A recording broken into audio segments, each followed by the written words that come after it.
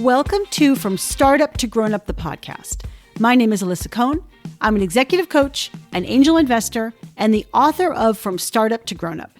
Each week, I talk to founders, creators, advisors, investors, and builders of all kinds about their insights and experiences in going from startup to grown up. Welcome, and I'm thrilled to have Hubert Palan on the show today. Hubert is the founder and CEO of Productboard. Productboard helps product teams understand what customers need, prioritize what to build next, and align everyone around the roadmap. Productboard is used by over 5,000 customers, including Microsoft, Zoom, and Volkswagen.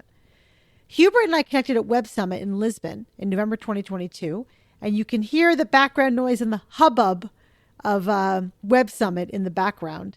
It was fantastic to sit down together for this podcast. He's raised over $260 million, and Productboard is officially a unicorn.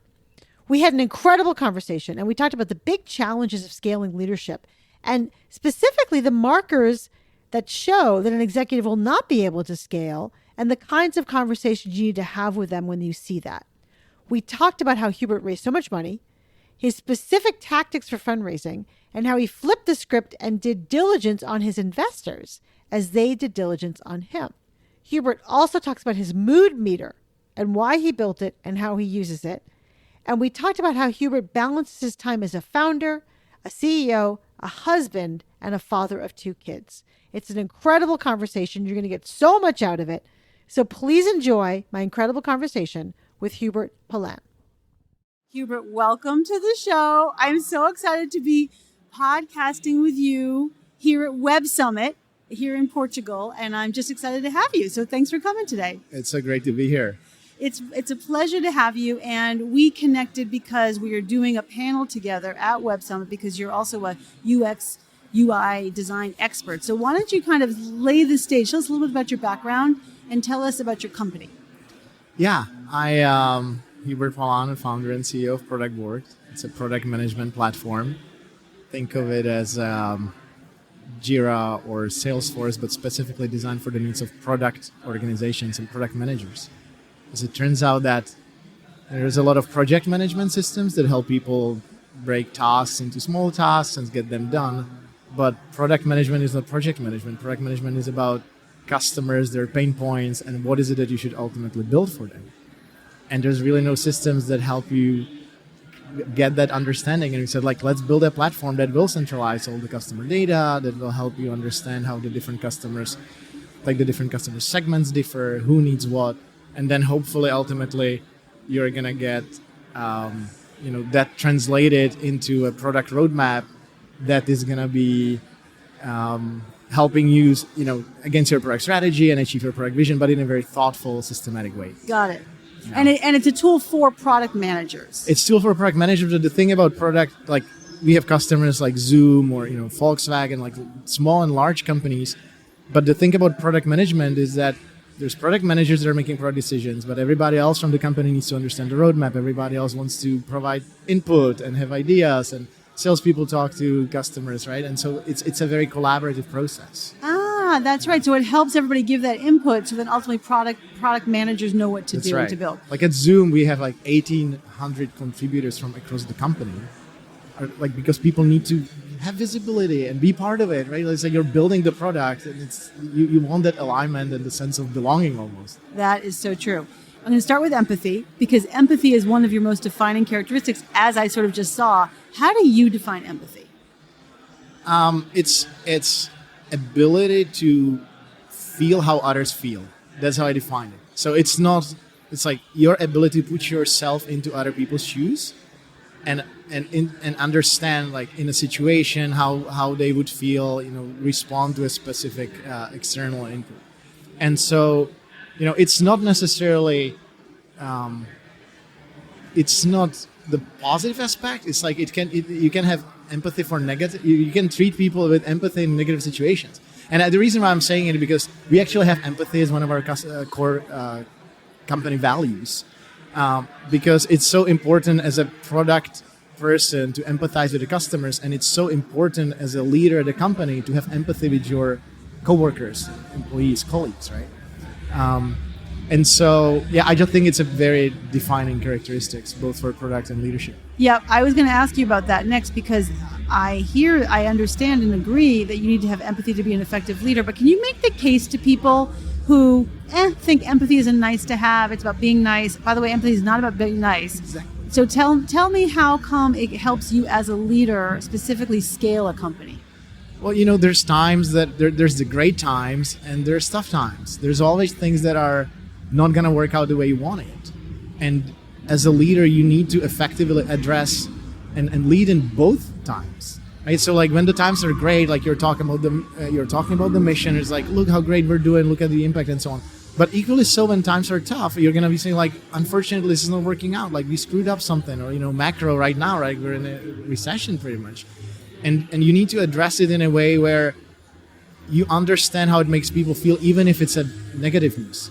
You lose a customer and you need to translate it to people, or you give somebody feedback that's constructive, negative, and you need to absolutely do that. Like if as a leader you want to help others to grow, you do that by giving them feedback that's negative. Of course, like you reinforce positive behavior and all that, but so that's where the empathy comes into place, because if you do it in a way that's insensitive, that doesn't understand like the people's emotional reaction and the shock sometimes, like there's who goes around and gives negative feedback to others around them in the world, right? Like, so especially like people who are entering careers early on in their careers, it's something that you need to develop.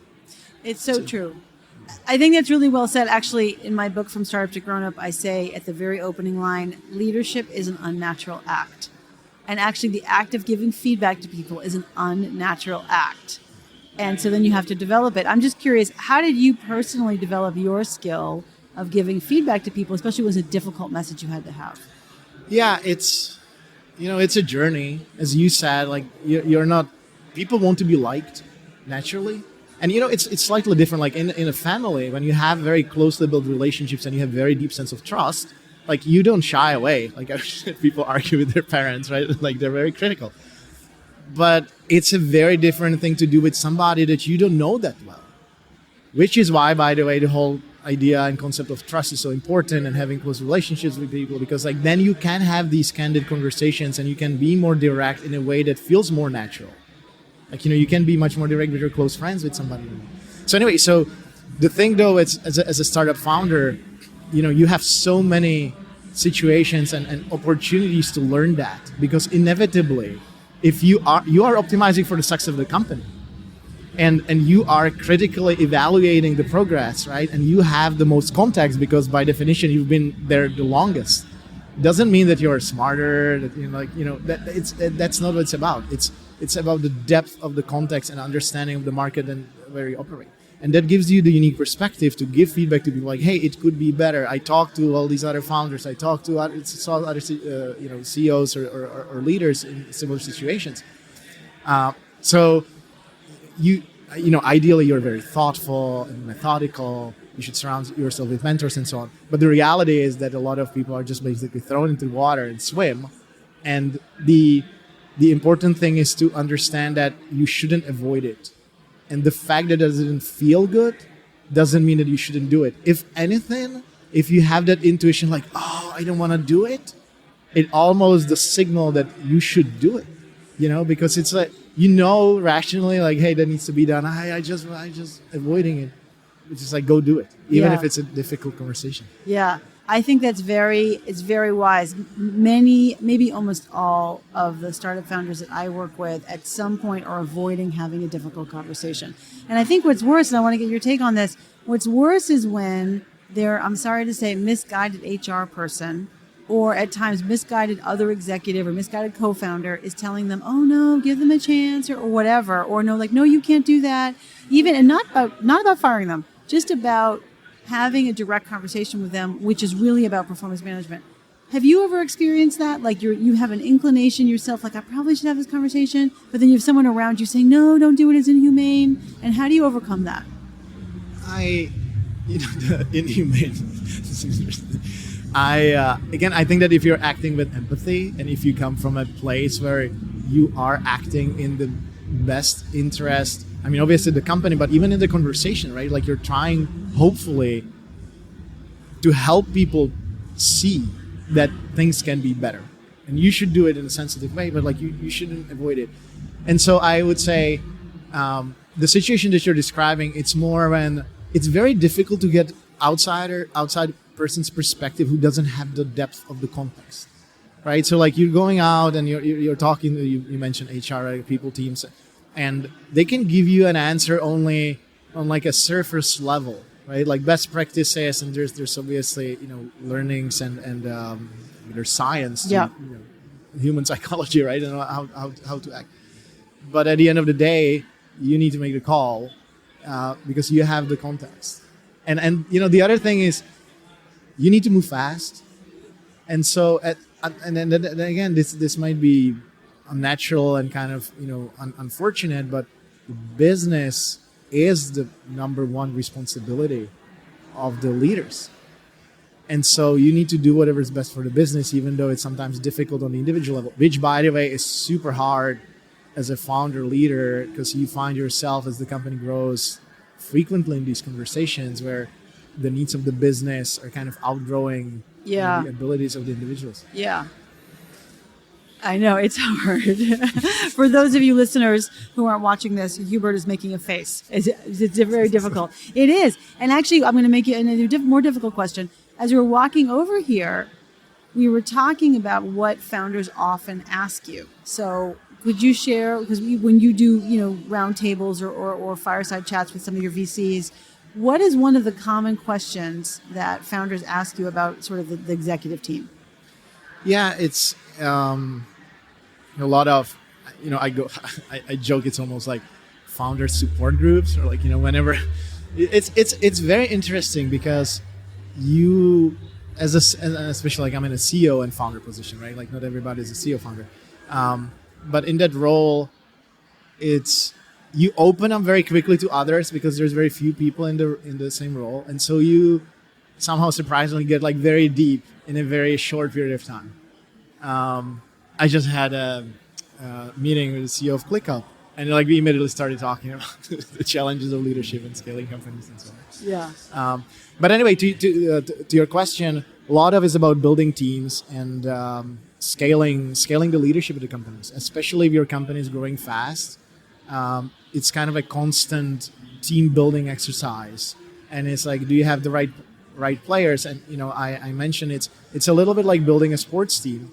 The difference though is it's not like you build a sports team and you go to the Olympics and you gel the team and you have like the whole tournament to win together as a unit. The challenge in the business is that you constantly keep building the team and replacing players, right? Because like the needs evolve, especially if you're a fast growing company. And so that is the very difficult leadership dissonance, like the conflict is that on one hand you're trying to build a very tight team based on trust and gel and kind of like the unit almost, and on the other you're constantly replacing and building and up leveling because the needs of the business evolve. And it's a conundrum that a lot of the founder CEOs talk about, and like how do you balance that, and like how and anyway, I'll stop. I was going to say, how have you balanced that? I know. That's do you have the magic answer? Yeah. I feel like that if you have senior enough people at the table, you can have the conversation early on, saying like, hey, there's a phase of growth that we're headed into. This is what we need in terms of the leadership skill, the depth, breadth of the role, but it will evolve. Like if we succeed, ironically, that will actually create more change, and the need to, broaden the role or break it into multiple. Like you won't be able to lead that entire piece of the company, right? Suddenly we will need to have multiple leaders, and that will decrease your scope, right? Or hey, we will need to bring on board somebody when we reach a certain revenue milestone, headcount milestone, like whatever milestone, who's seen the scale. And you haven't seen it, right? And there's obviously always exceptions. Some people have scaled from companies like super small all the way, but it's very rare. Yeah. Like in the grand scheme of things, people typically tend to be specialized and they tend to be really good at certain phases of the company. And so, so that's my answer. Like to the extent you can kind of have that conversation up front so that it's not surprise and so on, and it's not like we're not getting into a marriage. It is much more, I mean, hopefully people enter marriages with like I want it to last and not like, hey, this is just for the next 3 years and then we'll see it. Reevaluate. So that, and I've seen that later on. Like, again, I said, like, it requires a certain level of self-awareness and maturity on everyone's part, right? Who's on the team, right, to have that kind of conversation. Right. Is there a signal that you get, because what you just said was like, for 3 years or for a milestone, and that's kind of like on average. Is there something that happens, or can you give an example of a moment where one of your senior team, you saw this is a great player, but it's not going to take us to the next level? Like, is there a marker or a signal that you saw? I mean, the situations differ so much. Like sometimes when people become overwhelmed, but it's like that sense of like, there's so much. That is a signal, like, okay, because that means that you, like psychologically, you are not, you're not succeeding with pulling yourself above it all. Like, okay, it's complex, but I'm gonna tackle it one by one. It's kind of like, the ability to see beyond where you're at. And it's like, if you're overwhelmed now, it's only going to get worse. If again, this is all assuming that the company is growing, right? It's very different if you're like a stable team that's not growing. Yeah. But that's not what typical startups are about, right? So that's one. And then just like, in the conversations, like if you talk to people about how do you see the organization evolve and how do you see your role evolve? And then you can get a sense for like, are they aware? Yeah. Are they bringing it up themselves? Like, hey, this is what I'm good at. This is where I know I have gaps, and I might need help in certain areas. So that kind of conversation reveals a lot about how people think about the evolution. Yes, that is very well said. And I think I just also want to summarize for myself and for the listeners, like what often happens is an executive or just a leader will be overwhelmed, and they'll tell you how overwhelmed they are. And you, the CEO, might be like, I'm so sorry you're overwhelmed. What should I do? Actually, that's right there, like a sense, maybe it's the person not fit for role, and they can be a wonderful person, but not fit for role. And also, to your point, are they showcasing in the conversations an awareness of where they are and where they're going? That is such a powerful answer. Thank you. And it requires you, the founder CEO, to have the wherewithal, even if it's your first startup, to be like, I think there's supposed to be a different way. How do you shift your identity, 6 months at a time, to make sure you're at the level of recognizing, I'm supposed to be evaluating if this is going well or not? Yeah. It's interesting. It's, to some extent, founder CEO, I feel like is a specific role from other founder roles, in the sense that the founder CEO is really the role of a coach and making sure that you have a strong team around you, which, on one hand is incredibly hard because you need to be able to evaluate all the other players and teammates. On the other hand, it gives you a little bit of a break. And I'll explain, right? It's like if you are a founder, CTO, if you're a founder, CMO, if you're a founder, like whatever other title, like you have to be in the department specific role. You need to be the deep expert in the domain. And you can rely on mentors and coaches and people that will help you in that role. As in the CEO, you can more. It's like, hey, what would you do? Your role is to find the best people to run the different parts of the business. You understand what I'm trying to say? So you're a little bit insulated almost. Yeah, it's a great point. You don't have a single department that you're responsible for. You're responsible for conducting everything. Exactly. So it gives you an advantage. It gives you an advantage. But obviously the difficulty is you are still in the role where you need to evaluate whether you have the right people in the seats, which is very difficult if you don't have the deep domain specific knowledge, right? Right. But that's why, if you see, what great investors and great VCs do, they constantly expose the CEO to the best people in that domain, in the world. Yeah. Right? Hey, Hubert, you should go to this CRO at this company that I think is like the world class. That happens all the time, right? Like, and all the different aspects. So it's interesting from the founder CEO's perspective. Like, you're learning by being exposed to the best of the best. And again, like, you are not necessarily expert, but if you have enough of these conversations, it's kind of like a pattern matching. Right. It's like, hey, I just had literally 100 conversations, over the years. So it's like I've been doing this for 8-9 years. So Yeah. with top leaders and in the specific domain. So it's a journey. Like, you don't know at the beginning. You don't know. Yeah.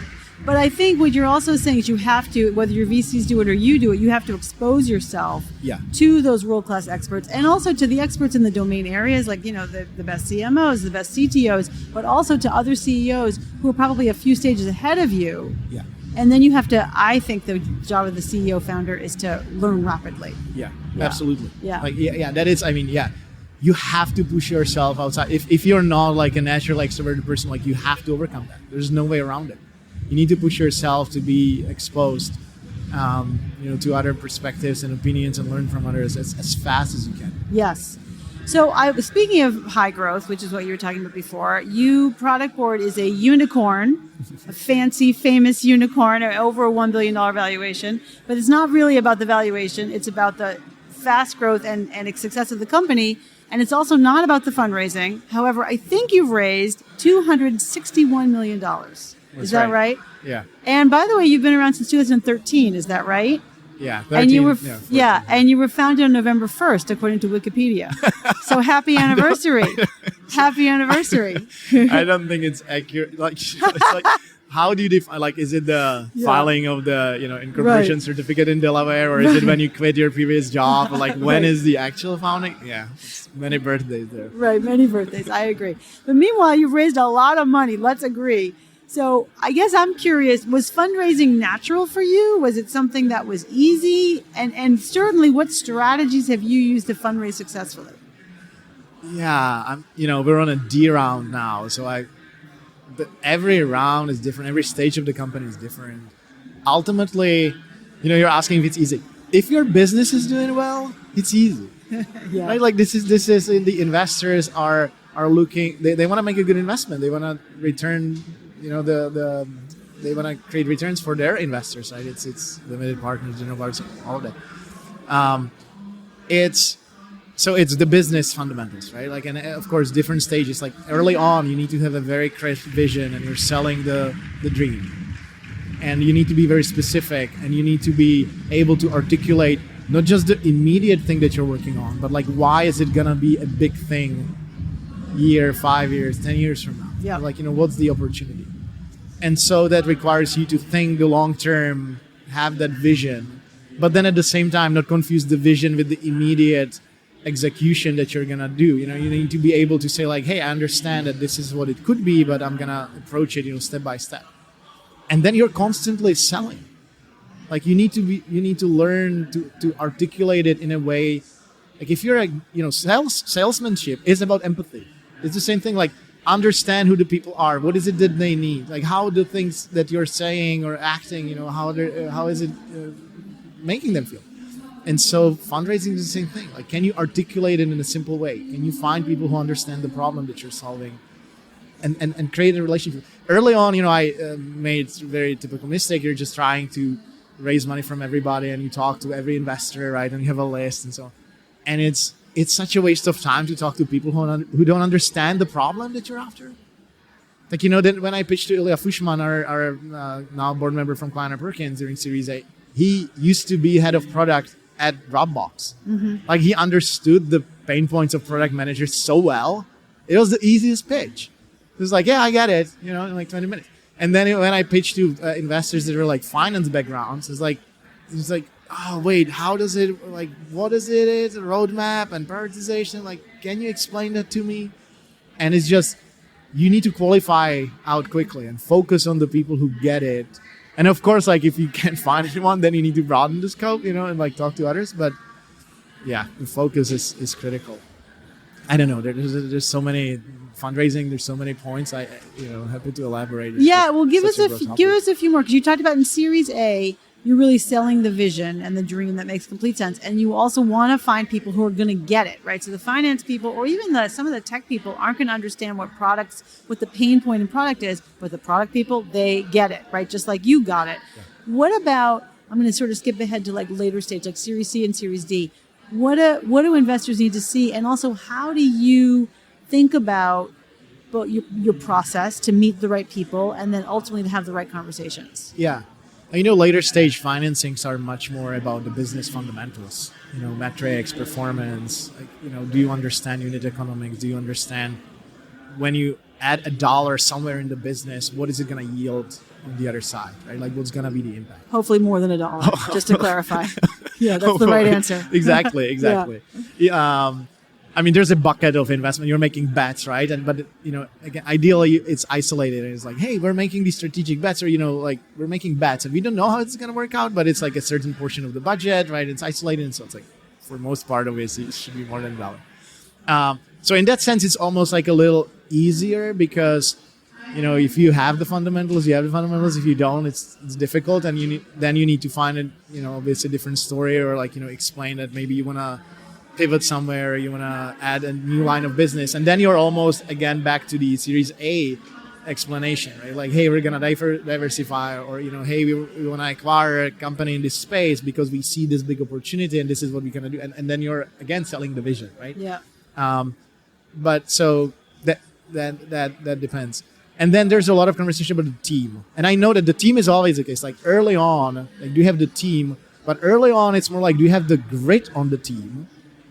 It's like people who will push through the early difficult stages of finding product market fit, right, and finding go-to-market fit and so on. Later on in the later stages, it's much more, do you have the right executives with the right level of experience? And again, to what we talked about earlier, it's never set in stone, but it's just like the investors are evaluating your ability as a leader. Like, do you see the weaknesses? And they would call you out. And in later stages, they would go and they would interview the executive team. Oh wow! How does that go? Well, it goes. It depends. Like you introduce them to people, and then sometimes they come back, and some people are very direct and say like, hey, what do you think about this particular department and the leader? And they're doing basically the same conversation like you just asked me about, like as a CEO and your team, like trying to get understanding of how self-aware the CEO is about the gaps in the organization. Yeah. And then obviously it's again a balance because, like how much do you reveal to an investor that you know about weaknesses in some part of the organization versus kind of, showing strength and like kind of being confident that, oh, you're doing it all right, right? So it's a balance. Yeah. But again, like some of the best investors that I encountered, like they have this ability, like super high empathy, build relationships, right? It takes time. Historically, it would take time, right? It's not like, hey, you show up with a term sheet in 2 hours after the first pitch, right? It's like, what's your ability to assess the company? So anyway, so I've definitely seen that in the later stages. The good investors do evaluate the ability to execute. Like the ability to scale, again, different skill set early on. Totally. That's really well said. Now, I think one thing that you do, Hubert, that I think everyone is supposed to do, but I know that you actually do it, is you do diligence on your investors. Yeah. They want to come in and give you money. All right, well, prove you're worthy. Who taught you to do that? How do you approach that, the diligence on your VCs? Because it's all like, sometimes the VCs are like, all right, you want our money? And then they don't want you to ask them a bunch of questions, right? They have a little bit of, let's say, moxie. So how do you approach that? Yeah, but,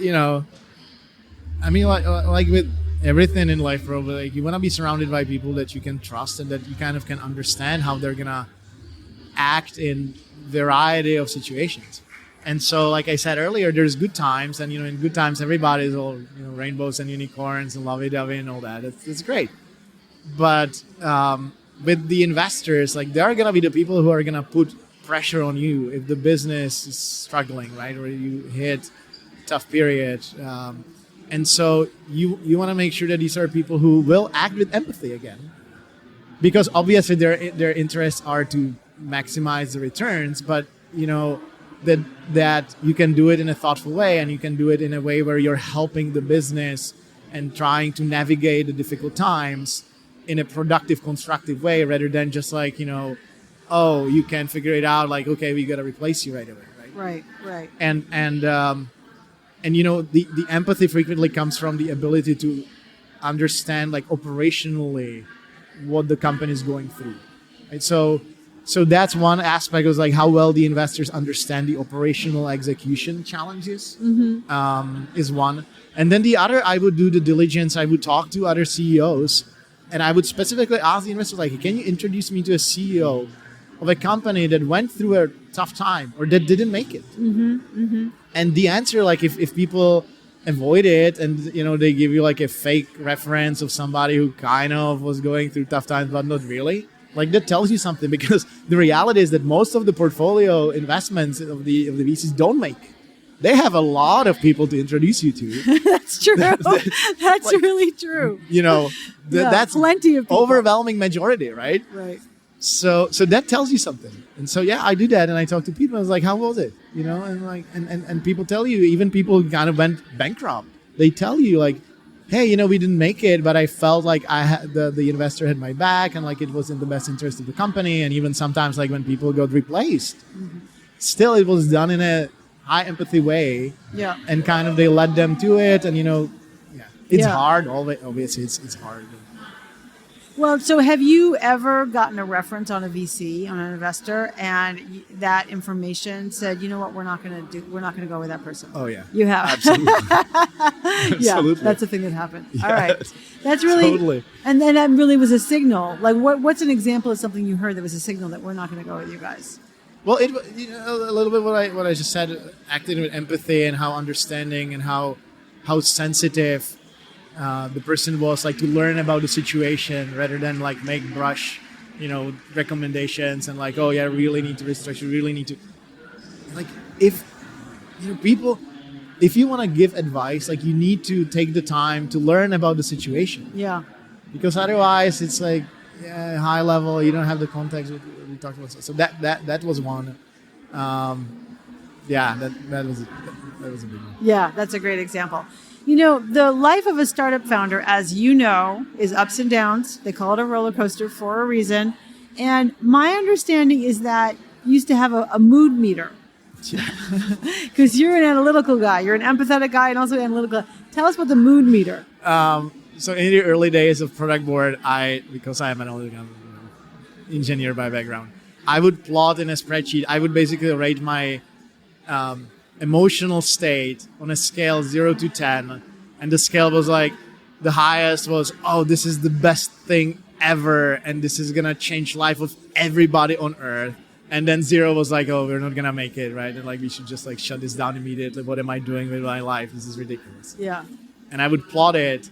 Then I would do it 3 times a day, morning, noon, and afternoon. And then I would plot it, and it was like a roller. It was like up and down, like sinusoid, Like, oh, so you actually saw the roller coaster? Yeah, that's I fascinating. did see the roller coaster. That's fascinating. And I don't know why I did that. Maybe it was a coping mechanism to understand and like kind of like see it and be reminded of that roller coaster. Because if you're high, it's easy to forget the lows, and if you're low, it's easy to forget the highs. And so it was my kind of a very scientific approach to remind myself.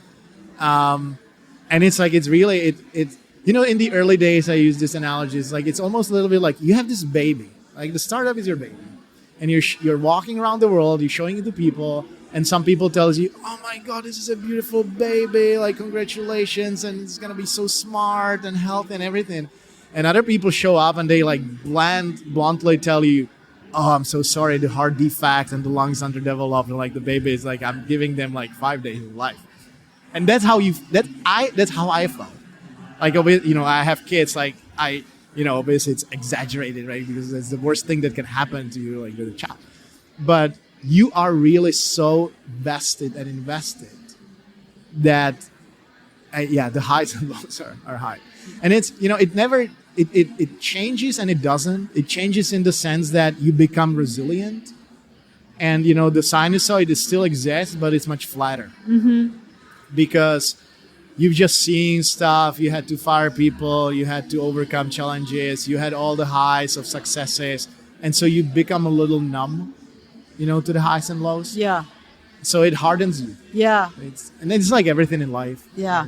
Definitely. Just exposure to it. Yeah. And I think experience, and I would also say, and I'd like to hear what you think about this, knowledge that you can overcome challenges. Yeah, I think it's a great way of putting it. Like, when you see that you've been through this tough time and you're in it and you feel like, oh my God, this is the end of the world. And then it isn't, and in retrospect. So if you learn to put yourself into that state of mind of like, hey, it's like, what can happen? Like, kind of put it in perspective. I mean, that's like, I had a coach, right? And it was like, put yourself, there's this exercise, like think that you're on a balcony at like a ballroom, right? It's like, put yourself up on the balcony and like you watch yourself and everybody else dancing on the ballroom, and it gives you the perspective. And I'm sure that you've heard other techniques, right? Totally. Anyway, cope with it. Yeah, cope with it. Well, I'm just curious what happened. So I understand that your in-laws you're married, you have 2 kids, as you said, and your in-laws were like not so psyched about your being an entrepreneur. And not only that, but your parents themselves were like, not so sure. It's and I'm wondering how it affected your mood meter. No, it's not. Yeah, I mean, it's again, this is like simplistic, right? But there was a situation where my father-in-law talked to me about taking care of the family and making sure that financially we're all sad, because it was a situation where, so I quit my job, right? I was eating into savings that I made. This is pre any funds raised. And my wife was actually changing her career. She was getting her second master's. And so she was a student and she had a student's loan. And we had a kid. And so it was like, young man, like, are you going to take care of this family? Like, you're doing this startup thing. It's cute. But, like, I want to make sure that the family is sound and, being taken care of. And how did that affect you? It's a reminder of the urgency, and it's a reminder that you're not in it alone. And as much as, you might be stubborn and committed and kind of like, this is what I'm doing, there are other people around you that are impacted by it, and you can't ignore it. Or like, there's a limit, right? So that's the kind of like, what's the pain threshold? It's not just you as an individual; it is the personal life as well. And like sometimes people tell me like advice for people and so on. Like this is a big one that I've learned, that it's not fair to put the stress on your loved ones. And I felt at it so many times, because like, who do you talk to? Right? Especially as the CEO, as a founder, early days. It's not like you have to develop, networks of fellow CEOs yet, and so on and so on. So anyway, so I would give that advice, like, be careful, or like, be sensitive to it and act with empathy for the other people around you, because they have their lives and they love you, hopefully. Yeah. But it's still, on an individual level, you shouldn't be so self-centric to ignore them. Yeah. Self-centered. Yeah, I think that's really important, and people don't talk about that. It's important to have the conversation with your spouse, maybe with your parents, if that's, it depends on who your family situation is, to tell them kind of, in a sense, what it's going to take. I mean, you may not know what it's going to take, but it's important to have the context, to be able to sit down and have multiple conversations, because it's not just affects you, it affects people around you. And I think that's powerful. Another thing that not all startup founders also have kids, and I'm curious, you actually have 3 babies, right? You have your child, right? 2 children in your startup, right? Yeah. Exactly. 2 don't have an exit strategy, I guess. Just one does. So how do you maybe balance your time? Think about that. I mean, not all founders do, and I know that founders make sacrifices in service of their startup, but how do you think about that balance? Again, it's hard, it's difficult, and I did some like very like process-driven things, like I block time on the calendar. I did make a conscious decision, like allocating the time so that I don't feel constantly frustrated by like, oh, I'm cheating on my family, I'm cheating on the business when I'm doing the other. Yeah. And so like having that allocation, and the allocation honestly is gonna, it fluctuates over time, right? Like right now I'm here in Lisbon for a week, then I'm going to another couple events, I'm going to be in Zurich, and it's like, yeah, the family is going to struggle, right? Like my kid just woke up yesterday, my wife told me with a fever, and she's now with 2 kids, and I'm sure the second one's going to get it. So it sucks, right?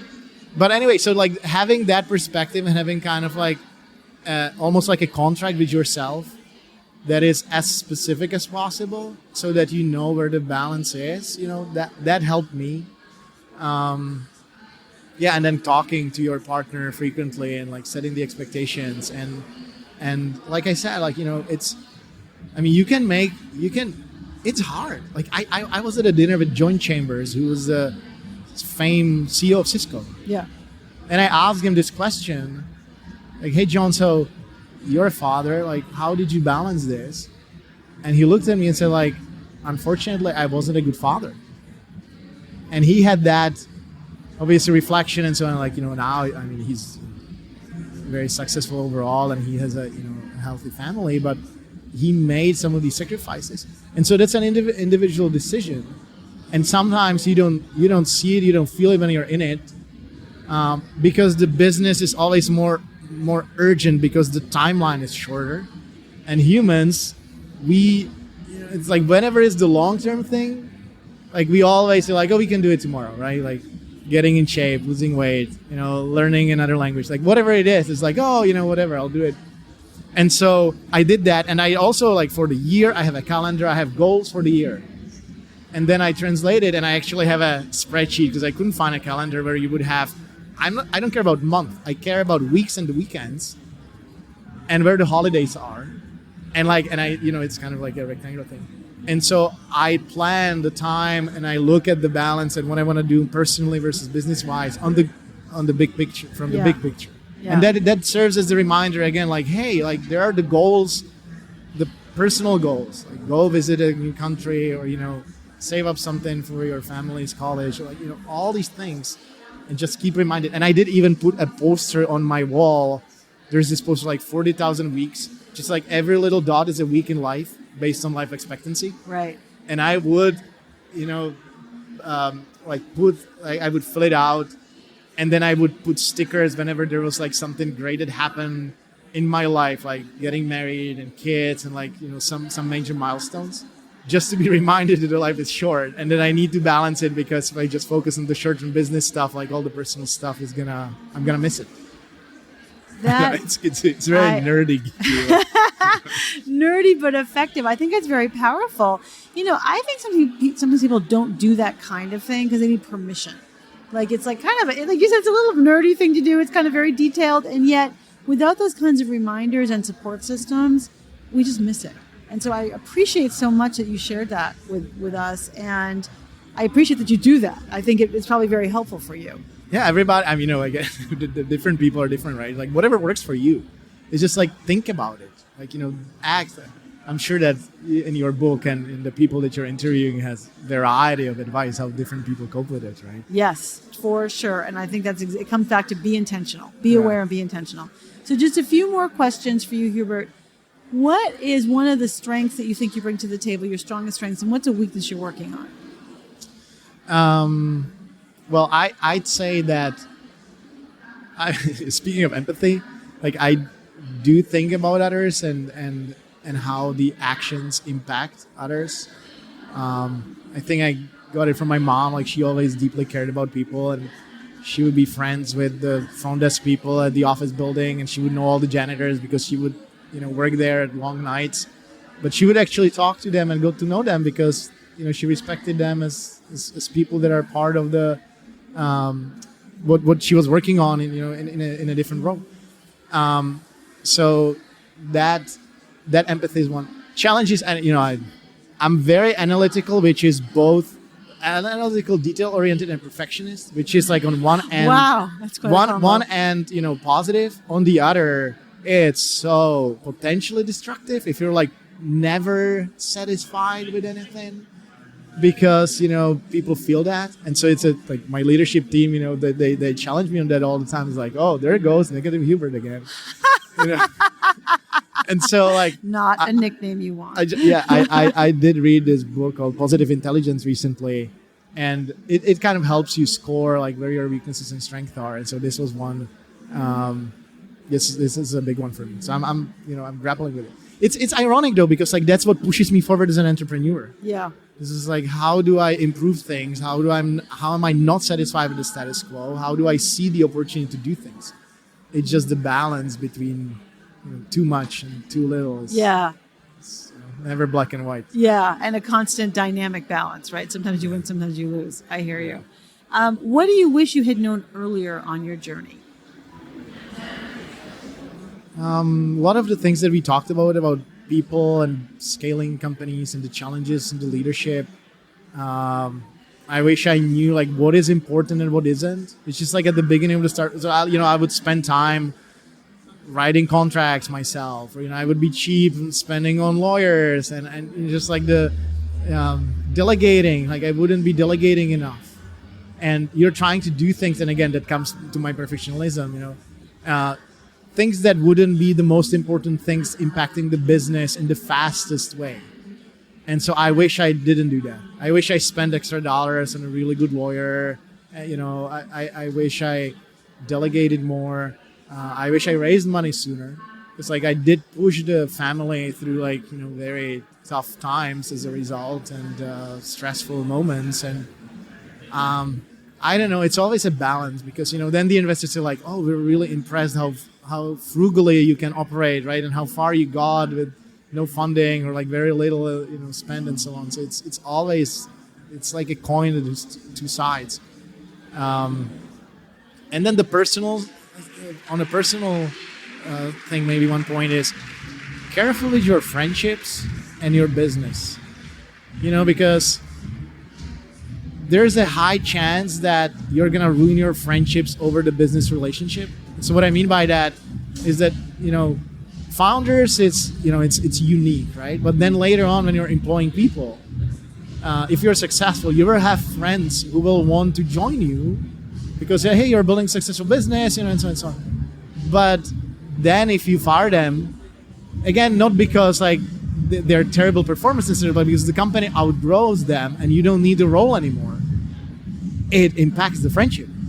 Yes. And so I don't like it. Just like I lost some friendships because I've done this, and I wish I didn't, because it was not worth it. It's just, yeah. Anyway. Yeah, I hear you. That's very powerful. Thank you for sharing that. My last question is, what advice do you have for other founders as they embark on their journey to grow into leaders? Leaders, I'd say. Find mentors that are not necessarily mentors in your space. Not everybody needs to be like a CEO founder in your category and so on. Like some of my most impactful people in my life are people in their 70s and 80s from completely different industries. Like they've never done anything in startup tech. But guess what? The psychology and, the dealing with interpersonal struggles, and that's not new. That's like, humanity, the skills and the wisdom and the experience that you get from being around people and solving conflicts and so on. So like find those people who have the wisdom, who have the maturity, and talk to them about the personal things.